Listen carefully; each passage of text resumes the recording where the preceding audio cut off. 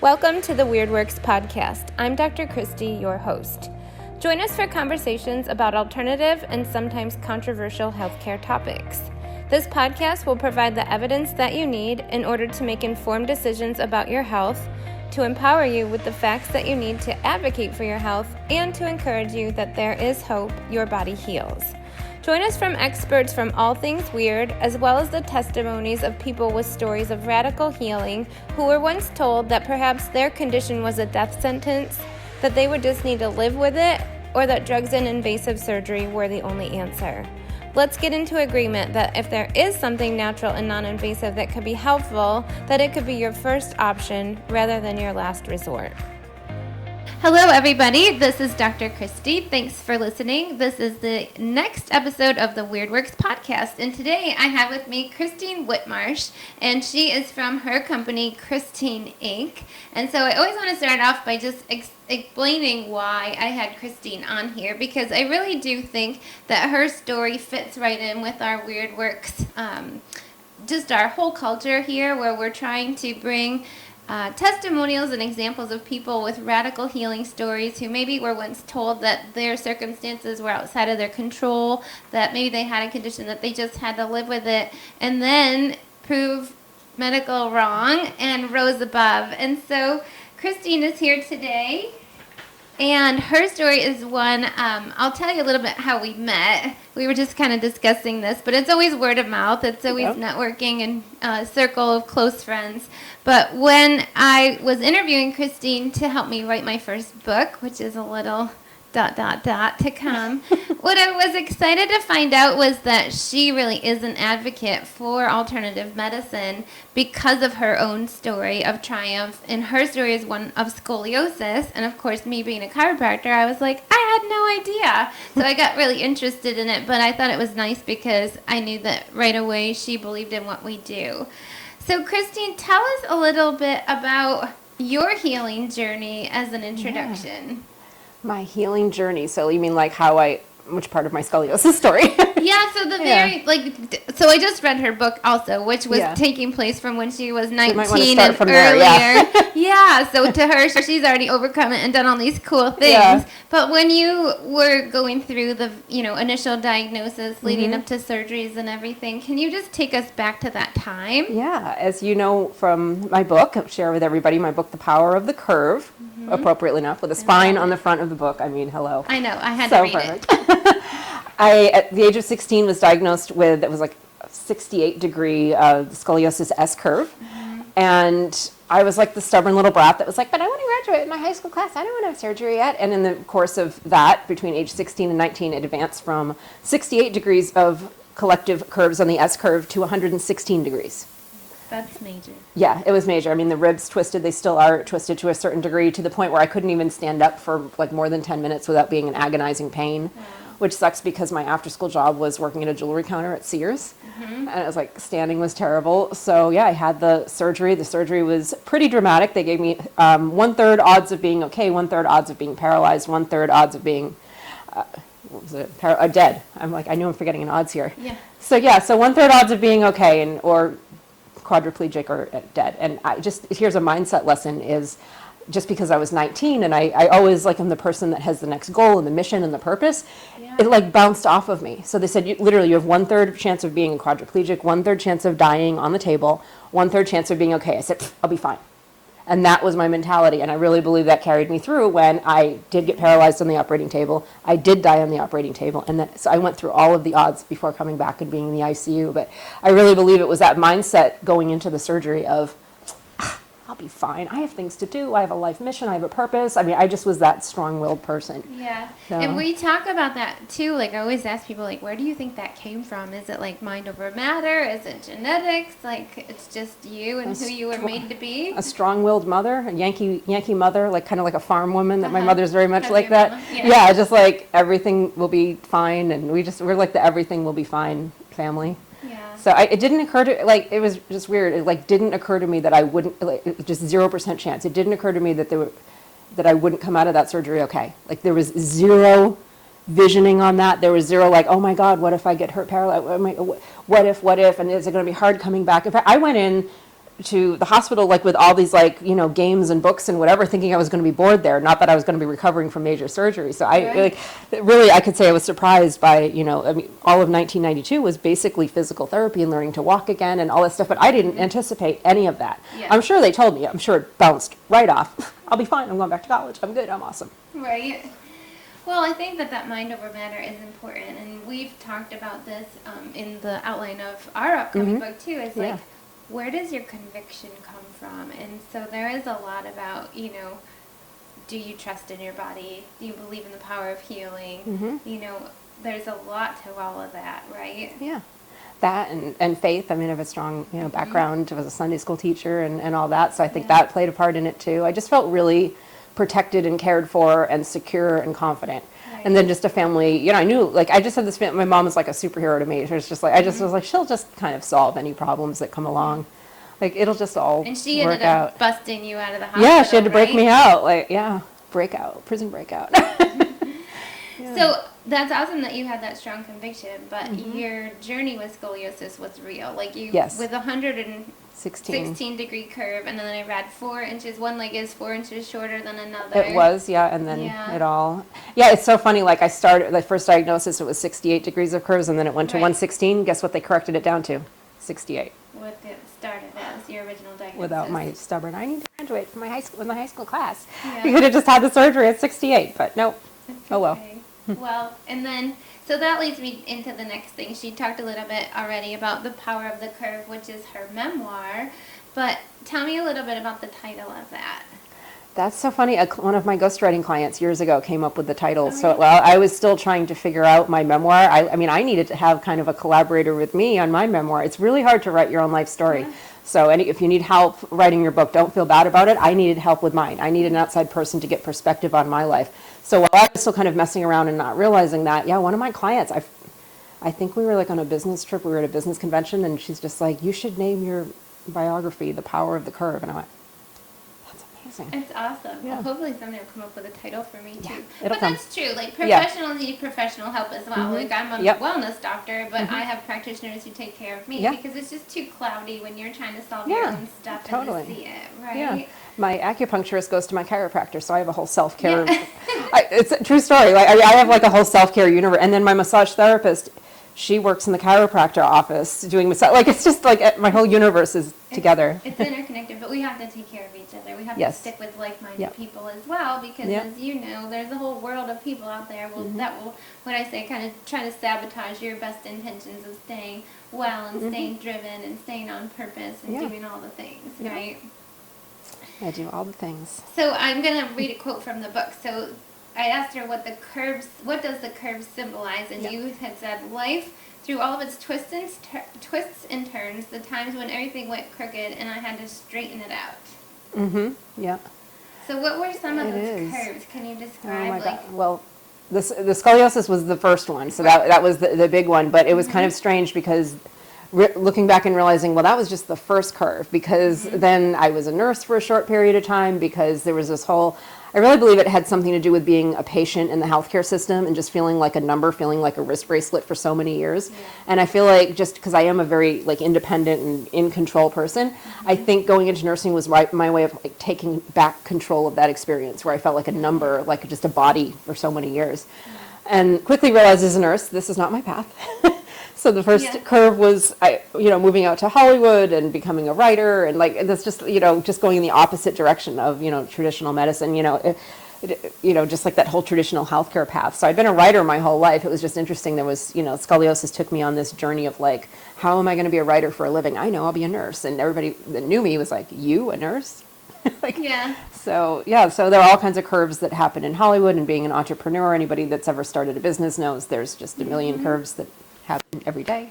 Like yesterday. Curves, curves. The day before that. Yeah, so the book really takes you through all the curves with the message of how to find power in the life curves of your life. And I get like the most amazing fan mail from people that are just, saying this inspired me to, handle something in my life that I haven't been handling very well, and from scoliosis patients, from everybody. It's been pretty cool. Right. And of course, I read it through the lens of healthcare, because a lot of the twists and turns that our patients in our audience would recognize oftentimes are those of health. So that's why I wondered, if you saw a parallel between, the scoliosis and the nursing career and the storytelling. Everything seemed like just a giant curve, and you think after a while you learn how to surf them better and manage the curves better. But there's so many different ones, because the first one was a health one, and then there were career ones, and there were financial ones, being an entrepreneur, and there were additional health ones when I, in the last few years, pulled my health together after going on a journey of just being an entrepreneur, focused on trying to save my business, and during a bad time that sent my health and my mindset into a bad place. So there was a curve around that resulted in circus. I know. We'll talk about it's incredible too, because having survived surgery and that degree, 116 degrees of curvature and spinal surgery and paralysis, and now she chooses aerial arts, and I'm like, wow, that's really testing out the strength of your core and your spine. Yeah. And really that just came from, I'm a very, I don't know, ADD, but I wouldn't even say that. That's just almost just saying as a cliche. But I'm a person that needs, I would just say fun is one of my core values. I need my interest and my attention to be held. And sometimes it's hard to do that. Maybe just it's because I'm a creative person, and sometimes, and I, going to the gym and the traditional way of fitness, I would get on and off the workout roller coaster, because it wouldn't hold my attention. And the first time I walked into circus, I just looked around. I was just like, I will never be bored exercising here. I was right. Exactly. Yeah. Well, and that's something that fascinates me, because I always talk about myself. I'm a very to the point, bullet point checklist. When I met Christine and we were talking about a book, I'm like, I just don't know if you're going to be able to pull enough words and stories out of me. So do you believe that everybody really can be creative, or everybody could be a storyteller? Yeah, I was talking to a book coaching client this morning about that, where there's, I think, a lot of misinformation, I would say, around this idea of talent and, writing talent. And I'm sure that's true. Storytelling talent, imagination talent. But I really see it as a skill, and with a skill, anybody can learn a skill through practice and repetition and mastery and, persistence. And this is why, three of the things that I'm always talking about to my kind of tribe of authors is anybody can be a successful author. You need three things: writing fundamentals, productivity, and mindset habits. You practice these habits, you can learn how to be a writer, you can learn the skill of imagination. It's just committing to it, just like any other skill on the planet, committing to it and practicing it. So I believe anybody can learn to be creative, learn to tap into their imagination, learn to be a writer, any of these creative talents. A lot of people are, it's a talent, it's a gift, I don't have access to it. Which I love, because you can be coached. She's a coach, so she can coach anybody to do this kind of stuff. But something that I've found is kind of it's healing too, right? Because being me, and there's got to be other listeners, please put in the comments that you experience the same, but type A, spaghetti brain, multitasking, workaholic fools like myself, that it's not always easy to come up with a story. I'm fascinated by storytellers because I love reading. I've always been an avid reader. However, somebody, for example, will come up with a story, they go to the grocery store and they come up with this whole, chapters and chapters worth of detail, and I'm like, okay, man, I'm in and out, I got my list, I wrote it in order of the store, I'm got my head down, I get my stuff, get in, pick the shortest line, get out, and so I'm missing life, really, I shop like you, though. I don't think, my great stories are not coming from the grocery store.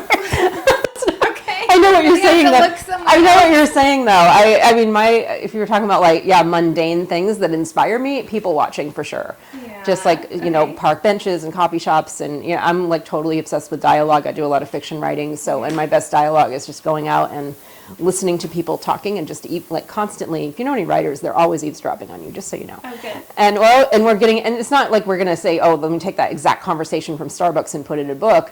My game is to figure out the subtext of what do they really want to say to each other right now. Yeah. I've done that. Haven't you ever done that? Try to figure out okay, say you're in a restaurant and you're I'm going to try to figure out if that's their first date, or if they know each other, or if they're business colleagues. So that's the imagination, right? Then the writer, puts it in a scene in a book. Yeah. Well, the real intention behind the scene. and then they twist it around, and then they give the people backstories, and then it's the whole thing. Yeah, probably make it a lot more interesting. Yeah. But I just find as I'm going through the process, it is forcing me to kind of look for stories, and in doing that, I kind of do have to slow down and take things in, and you know, be aware and observe. And I don't know. It's kind of like I think if we put it in the context of photography, it would be more obvious, right? Because you literally have to like stop and take in the scenes and see the beauty and like document it. And you're doing the same with storytelling. Yeah. Yeah, they're doing it through a lens. Yeah, we're doing it in our brains. Yeah. So I love that. Yeah. Okay, so we do have a lot of nurses. So I'm going to go back to your nursing stint for a short bit. We do have a lot of nurses that come in, and I always think it's interesting because I think the nurses are very much open to alternative medicine and natural healing, whereas maybe the doctors aren't so much likely to come in. I always thought it was because nurses, you work directly, like firsthand with the patients, and kind of like just wouldn't want to become the patients. Like you see the end result of waiting for traditional medicine. Yeah. So has that at all shaped how you now take care of your body, or how you choose some of the more alternative lifestyle, natural medicine stuff? Nursing has, and I wouldn't say, I mean, it was from the care experience, but I was very blessed to go to an exceptional nursing school at the University of Rhode Island, where the dean of nursing, there was a huge emphasis on, and this was back in, let me date myself, the early to mid 90s. There was, even back then, there was a huge emphasis on holistic and homeopathic, and that was a huge part of our education. So imagine how disappointed I was going out and working on the floor, you know, med surg and everything, and just none of those things are happening yet. You just have your schedule and you push the little med card around. Yeah, no, just, cut them up, give them the Vicodin and whatever stuff, but I learned the good things. Hi. Yeah. So I'm going to read another quote because I really love this. So you said, "For so many years, I had been trying to patch up the junky old car that was my life, just trying to get a few more miles out of it, versus," and then she said, "Christine's no longer going to do that. She's going to go out and get a shiny new car." Yeah. So do you want to explain that a little bit? Yeah, that was during like my dark entrepreneurial years, when I was trying to patch up, like I had a big team that wasn't working. I had, you know, the financials weren't working, like nothing really was working. And of course, nothing was working in my business. My business was my life. So nothing was working for me health-wise either. So everything was just falling apart. And I was just, you know, throwing Band-Aids over, you know, credit card bills and this or whatever. Maybe I'll just go to the gym once in a while, but I can't really commit to that because I don't have time, because I'm stressed out about the job and this. And so I was just like constantly, just throwing Band-Aids and duct tape at everything, and then just realizing this whole thing needs to be changed. Yeah. Like the Band-Aid thing, it's not working. Yeah. Right. So it doesn't usually kind of a few years ago. It does kind of take like a crisis sometimes for people to start to look at things differently. So talk about that shift. Yeah, the shift. I think it came. I can describe the exact moment when we moved out here to Florida in the summer of 2017, and that gave me some distance to my company and my team. Like a lot of the problems that were happening out west, I was just able, Florida, fresh start, everything like that. So I would say that was the beginning of the shift, because it was just, got rid of the team. You just said, all right, I'm just going to be a solopreneur now. I think there were like negative things around that before. It's like, I need a team. I need to be big. I need to be a company. And it's just like, no, I'm just so much better as myself. So that was the first thing, is like shedding the structure that was keeping me kind of like trapped out west and being out here. So that was the first step. And then kind of looking at my body, at that point I was just the heaviest that I'd ever been, which I felt miserable because, with scoliosis and with, Harrington rod in your back, if you put all that extra weight, your back hurts all the time. So my back hurt constantly. I think I was taking a leave almost every day. Right. So I was in really, really bad shape. Yeah. And I heard about the circus school at a business network. We were talking about networking at a networking dinner. Everything happens in networking. Yeah, there was a psychologist. She's amazing, and she was the speaker at this business networking dinner I was at.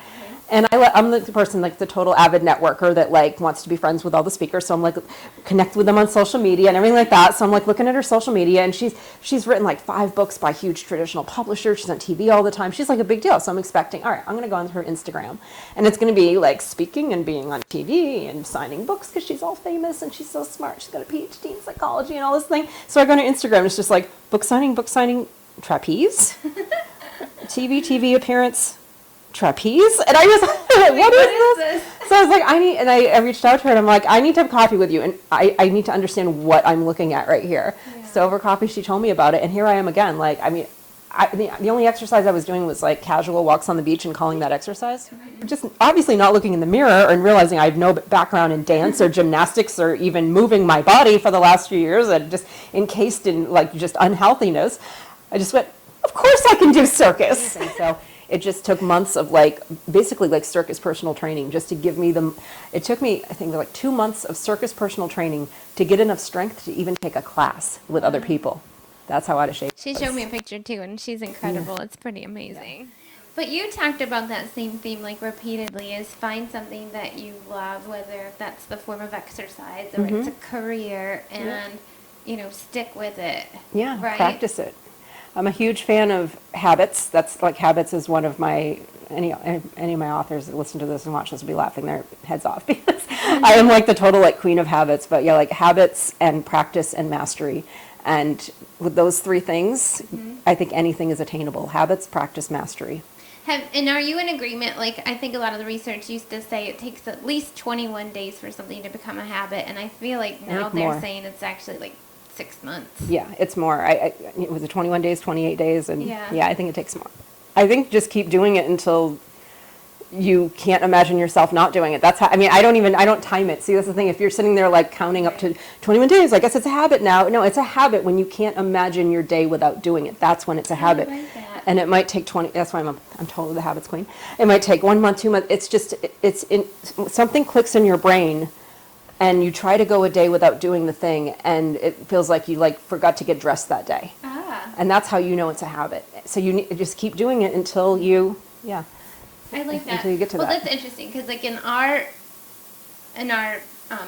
program upstairs, we talk a lot about food, and so our patients do food logs, and they ask us, like, well, how long am I going to be having to make this food log, or am I trying to get down to 0 carbs? Like, how low are we going to go on the carb restriction? And I kind of say the same thing. We're going to do this as long as it takes where it no longer has power over you. Like, you could take it or leave it, and it's not like your whole mind is around it. So that's kind of the negation. Yeah, like until you're not thinking, I have to do a food log, because you're just eating the way that was the desired outcome in the first place. And you're not even thinking, I have to eat a certain way, I should eat healthy, I have to make a choice between healthy and unhealthy, I have to log this. I would imagine, and just not speaking for your patients, but like, I would imagine it's the point where you just eat the way that's the desired outcome without thinking about it. Then it's a habit. Yeah, I like that. So that's really helpful. Because I tell people all the time, like, I don't crave carbs or desserts. I could take it or leave it. I crave kale and green stuff. And I'm like, I love kale. Okay, so that's my version of weird. Like, this is the Weird Works podcast. So one day you could be weird like me. I love kale.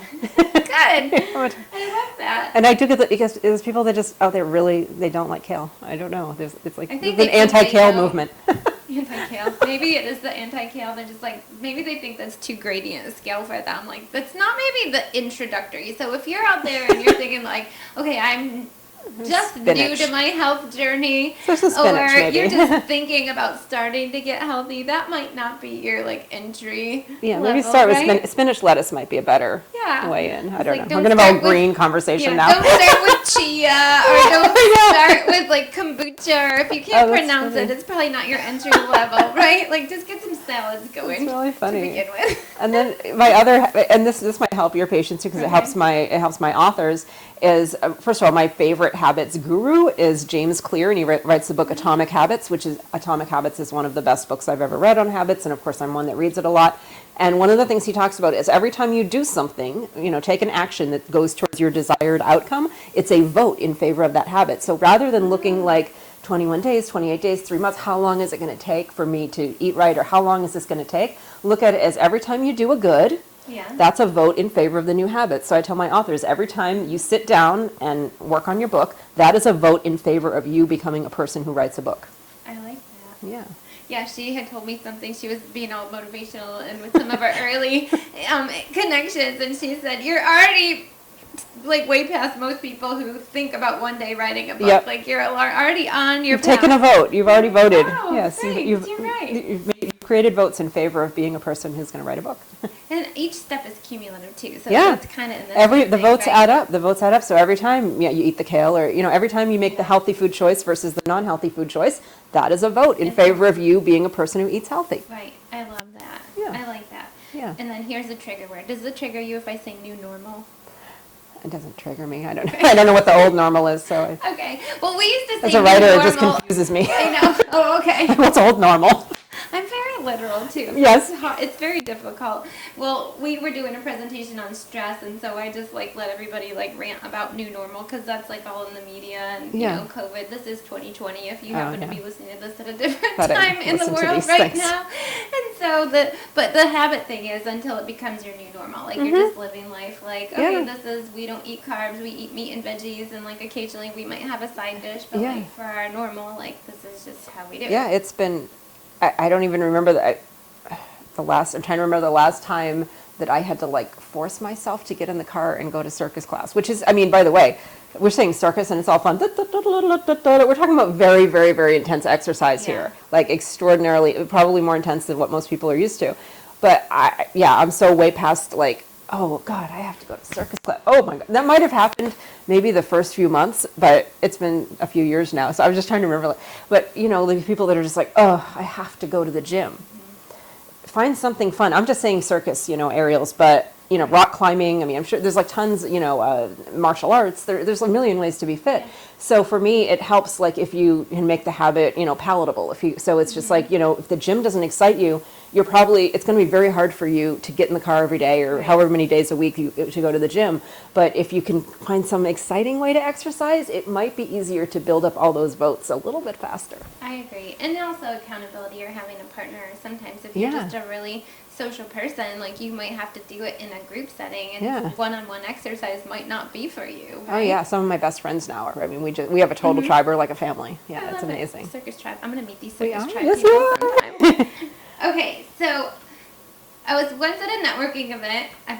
We're both like avid networkers, so we laugh about that. But somebody caught me off guard and they said, if there's just one thing that you could tell people to do to be healthy, and I was like, one thing? Like, seriously? So now I just make everybody awkward and I ask them. So your question is, and you might have already answered it, I don't know, maybe you'll have way to write a book.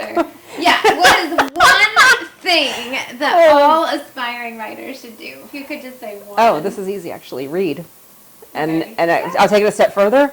Read fiction. Yeah. And this is a lot of our business networking tribes. I get a lot of flack for this because it's great. I mean, here's the thing about reading nonfiction, you know, business and personal development and, you know, the self-help books and everything like that. Sure. Those are great. Those build your brain. Those build skills and, you know, they make you, you know, smarter in your vocation, everything like that. But if you're really looking to build yourself as a writer, as an author, fiction. Fiction is what builds language.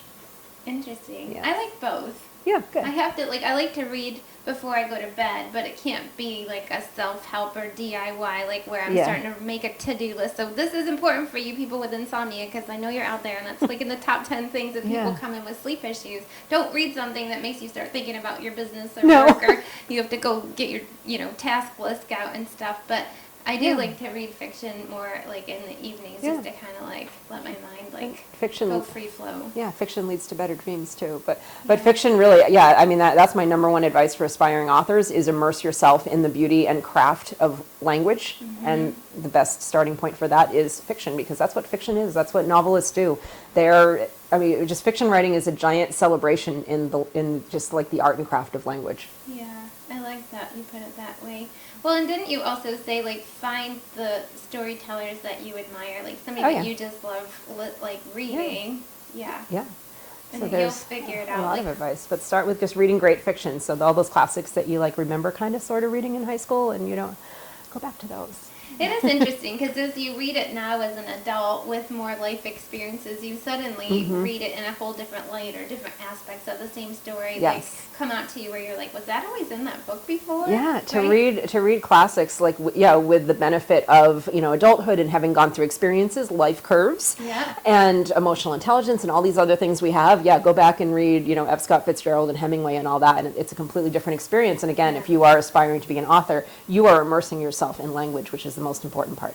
I love it. Yeah. Okay, so now I'm going to shift gears. I'm going to give you another curve. Cool. This is easy. This is so easy, so I can just go all over the place. You can. The name of her book is The Power of the Curve. I'll talk about anything. So we talked about the aerial arts, and I was laughing because I'm like, wow, of all the things of like trying to bend and twist your spine to be flexible, like you really are pushing your spine to the limits. But what I was curious about was that, Do you ever hear the old Christine or some of the old language about, like, not trusting your body to perform, or, you know, about pain coming back, or maybe being fearful that your body's, like, limitations won't allow you to do it? Does any of that old language ever come back to you? It's more like I have to be careful to make sure I don't accidentally hurt myself because I'm so excited about, like, it's, I was just thinking about, I had class earlier today. I mean, it's circus every day. Yeah. I had class earlier today and they were teaching a move, and it's more just like, you know, yeah, I don't have, like, the things you're talking about, like, I don't hear any of that, but it's more like the limitations of, am I not able to do this thing because of something with my body or something with my mind? So I'm constantly making the distinction. Like, there was a move today where, because with scoliosis, you know this, your hips are out of whack, and then I have a lot of, you know, hardware, you know, titanium hardware there in the rod. So there was something today that, you know, a little bit of hips, but not really. So for me, it's just, and when you're saying bendy and twisty, that's not what I do. Like, there's only so much you can bend and twist with the Harrington rod. Yeah. But I use my advantage. You know, people that are watching the YouTube see that I have very long legs, so I can really do things there. So I don't do the back bendy things. See, that's the thing why circus is so great. Anybody can do it because there's for all body types. But, you know, it goes back to the, you know, making the distinction when we're learning a new move where I'm analyzing it and I'm just like, number one, is this safe for my back? And number two, if I'm having trouble getting into it, you know, is this related to the scoliosis, or is this a mindset thing that I can't get into it? So there's a total, like, self-analysis process, but I say that I err on the side of caution more than, like, jumping in blindly to something, because I mean, look at what, just to be as a responsible person, everything I went through with that surgery, I don't want to put myself in a dangerous thing. So I've never had to, like, be restrained from doing something crazy. I'm more of the just like, let me analyze it from 10 angles. And if something is kind of, like, questionable to me, where I'm just like, I don't know if it's going to be safe for me, I'll let other people, like other students, do it. And then I'll, like, basically quiz them and be like, so how did that feel on your back? And so I do. I'm, like, really, really thorough. And the teachers are just amazing because they understand my back. Sometimes some of them understand my back better than I do. So they allow me to do all that. And they're just very supportive of everything. They're like, yeah, nobody ever has to do anything that they're not comfortable doing. So I go through this whole, like, scoliosis, Harrington rod self-assessment for every new move. But that's fine. Yeah. And the reason I asked you, I think that it's real easy for people to fall into victim mode. Obviously, by the time people come to somebody like me, they've probably been everywhere else, oftentimes, like, you know, multiple specialists. Yeah. And they come often with low to no hope. And they really have identified with whatever story they've been told. And that sometimes is hard. Like, I might believe in the physical ability for their body to heal, or I might have a lot of faith in the fact of diet and nutrition could absolutely turn their story around for them. But if they're so locked into the limiting belief of that victim mode, or believing sometimes the very words that somebody else put on them, right? They're not even their own words, but it's something that the story that somebody else told them now becomes their story. Very familiar with that. So what would you say to people? Because that would be a large amount of our audience. Either they are in that right now and haven't been able to bust out of it, or don't even identify the fact that they are in that it's not their story, or they're trying to work through it. Yeah, I guess I'm thinking of so many things as you're saying this. Well, the first thought I had is, I just now realized in this moment what a blessing it has been for me to have my scoliosis story combined with being a book ghostwriter. And as you're talking, I'm like, yeah, why do I not have the negative stories and all the things that you're talking about? I'm like, oh, because I've ghostwritten so many self-help books. I have all the tech. I have all the information. And like what you're talking about, like what you would say to someone in that situation, I have the best, most genius authors. And one of my authors named Russell Redenbaugh, his book is Shift the Narrative. And one of my favorite Russell quotes is when he's just like, when you get to that, when you have the negative, you know, story that's playing in your head, say, who said that? And what if it wasn't true? Oh, I read that in your book. Yes. Yeah, Russell is amazing. And I think it was the third question. God, this is bugging me. Where it's just, but the basic thing was like, who said that? And what if it weren't true? What would you do? Yeah. So that's just an example of how much incredible knowledge I have just through my job helping people write books. And I feel, and I'm totally understanding, just like, I mean, this is a totally fresh realization that's happening right on your show right now. Yeah, I'm realizing, like, wow, what a blessing that is to have paired this career with my scoliosis / body image story, because I think that just any, body image issues, any like negative, mindset stories or whatever, I think just this career has, perfectly taken care of that. That's what I said, like, because I wrote this down too. I'm like, now you help people write their own story. Yeah. And I learned so much. I mean, it's amazing. Like my clients are just the most amazing people. I have an education that goes anywhere from neuropsychology to health to mindset to, I mean, it goes the range of all topics in the world. So I think, yeah, the blessing of having worked with so many authors on personal development books has really taught me all this information about, the idea of like having a story and having a narrative, and what if it's not serving you, and getting what you want in life, how to shift that narrative and all that. I've learned it all along the way. I think it's incredible. I know I thought that would be really interesting. And it's the same with us. Like, we meet all these incredible and crazy people. Like, they might come in with some kind of health crisis, but once you turn them around, you really get to see the real them start to emerge. Yeah. Like, there's a whole different tone and demeanor. And, like, I guess in a way, we help people rewrite their story. Yes, you do. Absolutely. Well, you know what I mean? That's great. But I think that's important, because I've read a lot of that self-help and a lot of, like, just how to have a business and mindset type stuff. We've had a ton of people on the podcast already about mindset. Yep. And I think what everybody agrees on, regardless of where they came from, is like it all starts with a thought, right? And if you can't have the thought first, how are you going to take those steps to see it through? Yeah. Right? And that's why I love the parallel of a story. Like, what stories are you telling, yourself about yourself? And, are you the hero? And again, I'm quoting Russell with this. Are you the hero or the victim of your story? And just a little quick side note on Russell, he's an extraordinary person too. He's someone at the age of 17 that in a rocketry accident in his backyard lost his eyesight and most of his fingers at 17 years old. This was in the 1960s, where they're like, you're blind and disabled, you're out of the game of life, good luck with that. He went on to do extraordinary things, including at the age of 50, he took up jiu-jitsu and became a three-time world champion against younger-sighted, fully fingered opponents. So he's a person that shifted his narrative, where everybody was telling him, you're a victim now, you're a casualty of life. And he said, I don't think so. And he became a hero of his life. So he was perfectly qualified, obviously, to write that book. Yeah, and I love it. And that's a huge purpose of this whole podcast and the book to come also, is just to put examples of hope and overcoming in front of other people. Because people who are struggling, sometimes the very best thing you can do is just know that doesn't have to be the end of your story, right? You could...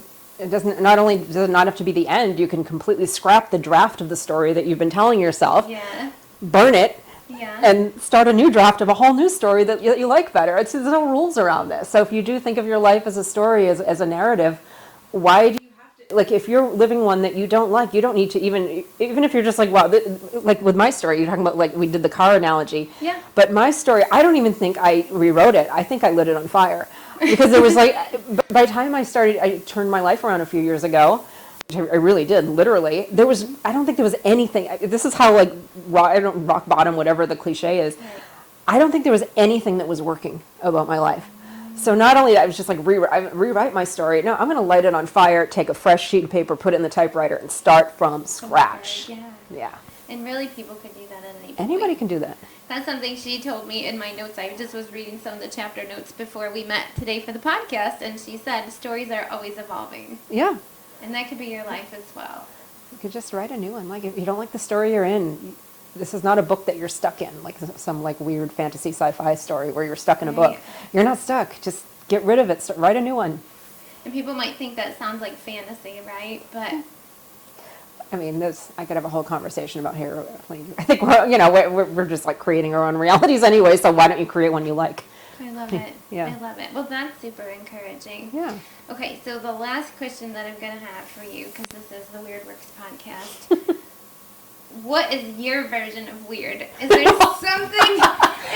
Hanging upside down and pretending I'm a Cirque du Soleil aerialist with a Harrington rod in my back at 47 years old with no background in this at all? I don't know. Is that a little weird?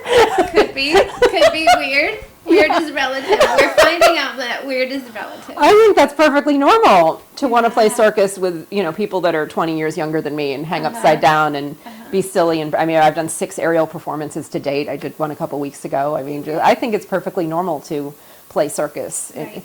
And I always joke, like, if this is my midlife crisis, because, I'm going to be 48 in March. Like, if this is my midlife crisis, I picked, like, the most fun, healthy, awesome, like, how many midlife crises can create, like, ab muscles like this? That's just what I want to know. If you're going to have a midlife crisis, make it build abs. Yeah. I would have a lot of people that would agree with that. Like, I'm a multitasker, so like you're like, I could do this and another thing at the same time. Amazing. Yeah.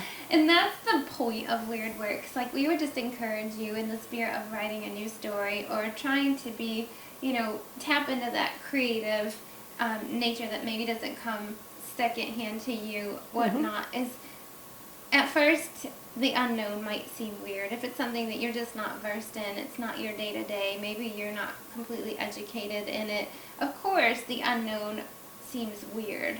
But when we attach Weird Works to it, it just means that that can become your new normal when you start to experience it on the regular. Like Christine was saying, you rewrite it and do it until it becomes a habit, but you see the outcome of it. And suddenly what we find is the weirdness fades away as you find that being able to tap into a different mindset starts to work for you. Yeah, I'm just going through all my weird stuff. Because, I did acting and screenwriting and directing of indie films in LA. It's just like, I don't know if I'm trying to remember like the moment before all these moments of like going into something that people would consider weird. Yeah. I don't think I considered any of this stuff weird, including circus. That's what's weird. This is what's the number one weird thing about me is I don't think weird things are weird. I love it. Well, that's fine. That's totally fine. Well, usually our weirdness is somebody else's only weird to them because it's not their I think my life is reality. completely normal. I make up stories and hang upside down and play circus. I don't think anything's weird about that. Yeah.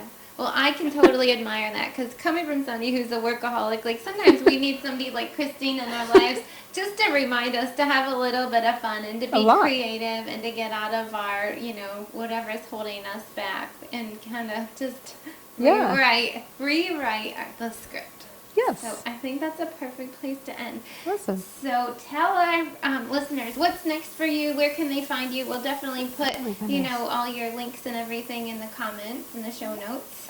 It's so the question what's next is so interesting because my memoir has been the thing that's been in the center of my radar for so long, and I have to keep reminding myself that I published it. So powerofthecurve.com, that's where you can get information about my memoir, not just for people with scoliosis, but it's been apparently relatable to anybody that's gone through. I get like the best fan mail. My fan mail is like long life stories from people saying like, I have to share something because of what you wrote on page 67 and like that. It's really cool. What's next for me is a great question. I have a daily podcast for authors. So if there is anybody out there who is thinking about writing a book, even if you actually haven't started writing it, it's called Your Daily Writing Habit. And you can find it wherever you get your podcasts. I love it. Yeah. Well, thanks. This has been so fun. Yeah, I think so too. I enjoyed it. And we will sign off for now. This is Dr. Kristy, and good health naturally. Until next time. Bye.